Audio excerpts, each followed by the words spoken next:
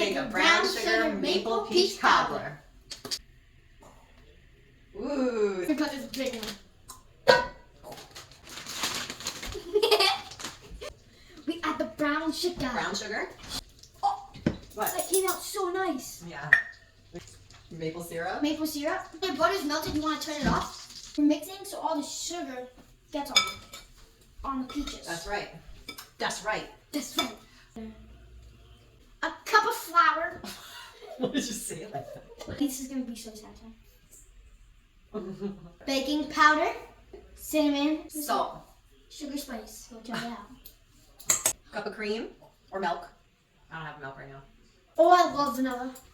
Comment down your favorite ice cream down below. Vanilla. Yeah.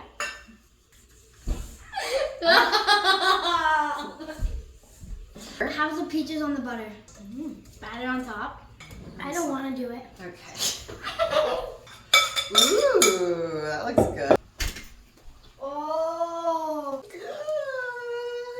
See that sizzle. That means it's good.